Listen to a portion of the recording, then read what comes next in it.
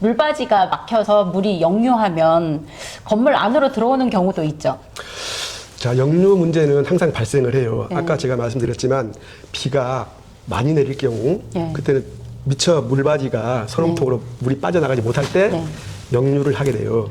역류 원인은 비가 많이 오거나 물바지에 받쳐 있는 선홍통이 막혀 있거나 막히는 원인은 낙엽 뭐 여러 가지 보면 우리가 가끔 지붕 끝 부분을 보면 풀도 자라 있어요. 네, 맞아요. 그렇죠? 봤어요. 풀 자라가 있는 거. 거의 있어요. 먼지 들어가서 이렇게 흙처럼 쌓여가지고 그렇죠. 거기에서 풀이 자라더라고요. 그 정도로 풀이 자랐다는 거는 아마 선홍통도 막혔을 거라고요. 그러면 그게 풀이 자랐다면은 그 풀이 죽은 그 풀도 있을 거고 낙엽도 날라와서 쌓였을 거고 흙이 또 덮어요 또 덮으다 보니까 선홍통을 막아버려요. 그럼 비가 갑자기 많이 왔는데 물이 흘러야 되는데 안 흘러요? 다시 역류합니다. 그래서 물바지는 항상 1년 내지 2년 혹은 좀 더 빠르게 되도록이면 봄철에 한번 청소를 해주는 게 좋습니다. 막혀 있는데 물이 안 빠지죠, 당연히. 한번 올라가 보면 참 가관인 데가 있어요. 아까 말했다시피 뭐 풀도 자라 있지, 거기에 뭐 어디서 날라왔는지 모르는 비닐 같은 것도 있지, 뭐 여러 가지가 있어요. 또 공사하다가 버린 것들 뭐 스티로폴 조각 같은 게 밑으로 내려와서 막혀 있는 게 많아요. 그래서 한 번은 청소를 해줘야 되고 한 번 청소하면 그 이후로 2년, 3년 또 안 해도 되고 그래요. 처음에 청소를 잘 해줘야 되겠죠.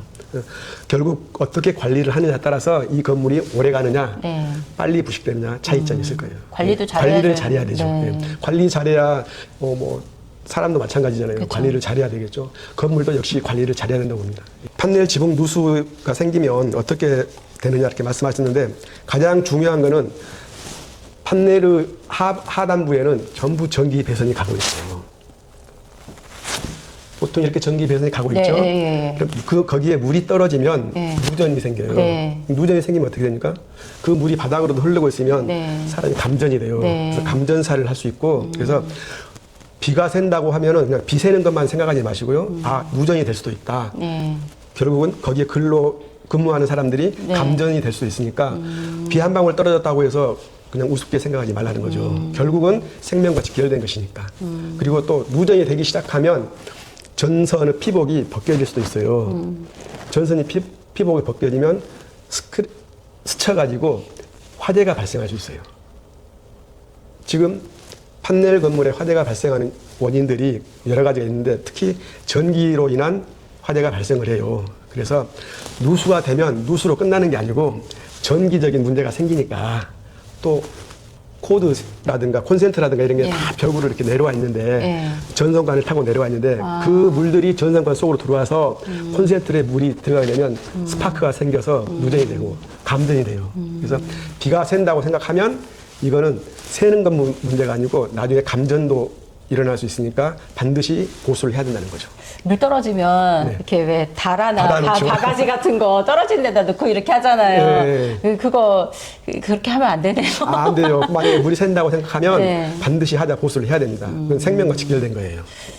그리고 영화나 막 이런 데 드라마 이렇게 보면은 뭐 이렇게 가로등이 깜빡 한다든지 아니면은 집 밖에 있는 전등 뭐 이렇게 깜빡 하는 거 그거를 좀 낭만적으로 표현을 하는데 그건 되게 위험한 위험한 거죠. 그렇죠? 네.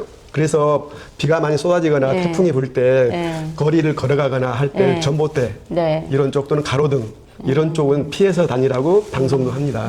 그래서 비가 올 때는 특히 전기가 위험해요. 그래서 누수가 될 때 누수뿐만의 문제가 아니고 결국은 감전사할 수 있다는 것을 염두에 두고 고수를 해야 된다는 생각입니다. 물바지 누수, 그 지붕 누수랑 다른 건가요? 분명히 다른 거죠.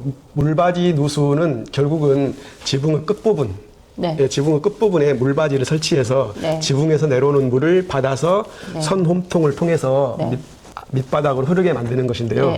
그 물바지가 누수가 되면 일반 건물은 밖으로 누수가 되니까 크게 지장은 없을 수도 있어요. 그러나 결국 물바지에서 누수가 생기다 보면 그게 벽을 타고 내려와요. 누수가. 벽 타고 내려다 보면 벽의 틈 사이나 판넬과 판넬이 만나는 부분 그런 쪽으로 물이 들어가서 안으로 고여 있다가 비도 그쳤는데 물이 흐르네? 이럴 수도 있어요. 그럴 경우에는 외부적인 문제로 물바지에서 물이 새가지고 타고 흘러가다가 그게 고여 있다가 나올 수도 있고 비가 계속 오면 계속 흘러내리겠죠. 이것도 또한 역시 마찬가지로 물바지에서 흘렀는데 물바지만 고치면 되지 이렇게 생각할 수 있는데 물바지를 고쳐놓고 벽 쪽에도 아마 살펴봐야 될 겁니다. 그러면은 물바지가 벽에 붙어 있지 않고 떨어져 있는 게 더 안전적이네요. 돌출 물바지 쓰는 게. 그렇죠. 원칙적으로 제일 좋은 거는 자연 낙수. 그냥 자연스럽게 떨어지는 게 거. 우리나라 옛날 기와 건물들이 예, 예, 다 예. 자연 낙수예요. 좀 되게 낭만적이긴 하죠. 그게 원칙적으로는 좋을 수가 있어요.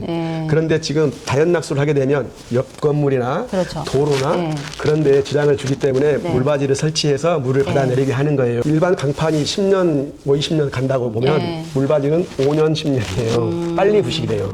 더구나 물바지에는 여러 가지 산화물질, 뭐 산성비라든가 이런 물질들이 고여 있을 수도 있고, 그 미세먼지나 이런 게 먼지들이 쌓여서 그냥 누적이 돼요. 그러다 보니까 더 부식이 빠르죠. 오랫동안 건물을 좀 쓰려면은 그냥 CS 물바지 말고 스텐 물바지 뭐 이런 거 쓰는 게 좋겠대요. 그래서 요즘은 그 스텐 물바지가 잘 나오고 있어요. 저희도 이제 그걸 주로 사용하는데요. 스텐 물바지도 0.5mm, 뭐 0.8mm, 1mm, 1.2mm 이렇게 여러 종류가 있는데 0.5mm만 써도 거의 뭐 한 20년, 30년 간다고 보면 돼요. 거기에 0.8을 쓰면 더 가겠죠. 1.2mm를 쓰면 더 가겠죠. 결국은 저도 권장하는 게 스테인리스 물바지를 쓰는 게 훨씬 더 좋아요. 부식도 잘 안 되고. 또 스테인리스 물바지가 좀 그 외부적으로는 반짝반짝해서 좀 보기 싫다는 사람도 있어요. 색상이 안 맞다고.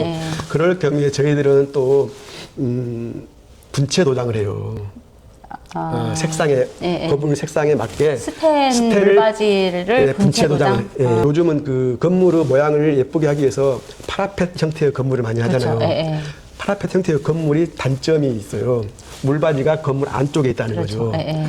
일반 물바지는 만약에 이런 형태의 밖에 있는 물바지는 비가 새더라도 밖으로 흐르니까 좀 괜찮은데 파라펫 형태의 물바지는 건물의 끝부분 안쪽에 있으니까 물이 새게 되면 건물 안으로 다 들어온다는 거죠.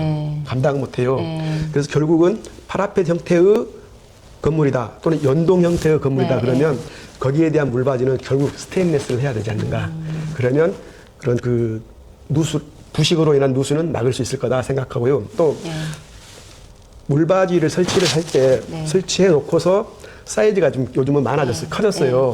전에는 비가 조금 왔는데 요즘은 시간당 30mm 뭐 이렇게 오기도 하고 시간당 50mm 오기도 하고 그래요. 그러면 지붕의 1제곱미터당 떨어지는 물의 양에 의해서 그 물바지 사이즈가 정해졌는데 지금은 안 돼요. 그래서 물바지 사이즈가 깊어지고 넓어지고 또 물을 받아내는 선 홈통도 전에는 75mm 뭐 이런 거였는데 100mm, 125mm, 200mm 이렇게 커졌어요.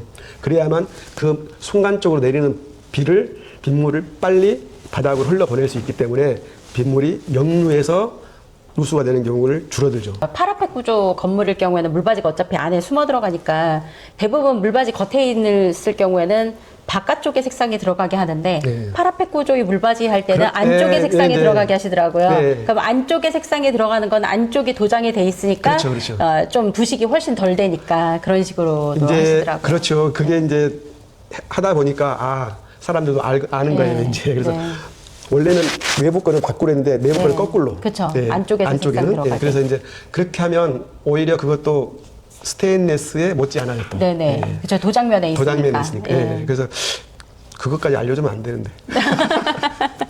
그러나 그것도 좋은 방법이에요. 그렇죠.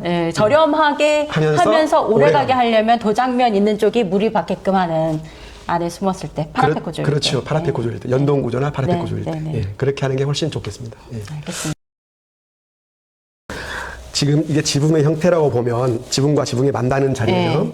그리고 용마루가 시공이 되어 있는데 이 양쪽에 크로셔가 설치가 되어 있다고 봤을 때 지붕과 지붕이 만나는 모서리 부분, 이 부분에 우레탄 폼을 발포를 하게 됩니다. 조금 발포하면 부풀어 오르지가 않아서 비가 많이 셀 수가 있어요. 그래서 되도록이면 아끼지 말고 많이 발포를 하는 게 좋고요.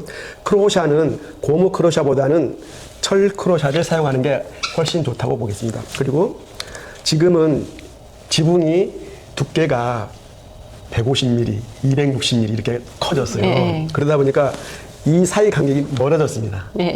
그래서 저희 같은 경우는 260mm, 즉 155mm 이상의 지붕은 커트를 해요.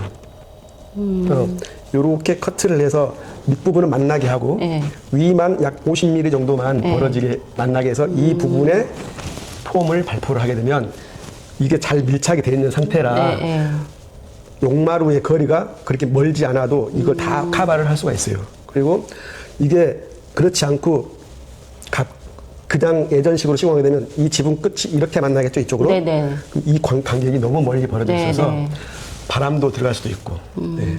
비가 와도 더 많이 들어갑니다. 그래서 저희는 여기를 50mm만 남기고 커트를 해버려요, 아랫부분을. 그래서 즉 잘 만나겠죠. 네. 네. 그리고 되도록이면 제품은 난연, 중불연, 불연 제품을 쓰면서 네. 우레탄 폼은 일반 폼을 쓰게 되면 효과가 없어요. 불이 잘 붙는 부분이 폼이에요. 그래서 그 폼 부분도 방화 폼을 사용하는 게 원칙입니다. 방화 폼을 사용하지 않으면 이런 것들이 아무리 불연 제품이라 하더라도 여기에 불꽃이 튀게 되면 일반 폼은 불이 붙어요. 그래서 되도록이면 방화 폼을 사용하는 게 훨씬 좋습니다. 지붕 판넬을 이만큼 붙이시려면은 길이를 더 길게 주문하시겠네요. 마지막 부분에 보통 우리가 80, 물바지 위에 80mm나 100mm 정도를 올려 태우는데 이거를 하기 위해서는 80mm 정도를 키워요. 그래야만 되는 거지 똑같은 사이즈로 주문하게 되면 물바지는 벗어나 버리죠. 그런 경우가 있습니다. 그래서 이것까지 다 계산해서 주문을 하고 이렇게 절단을 해서 시공하는 게 나중 차후에 하자 발생이 거의 없다고 볼 수가 있어요. 끝쯤 이렇게 되잖아요. 들어가다가 부딪히는 거예요. 그래서 망가지는 거예요.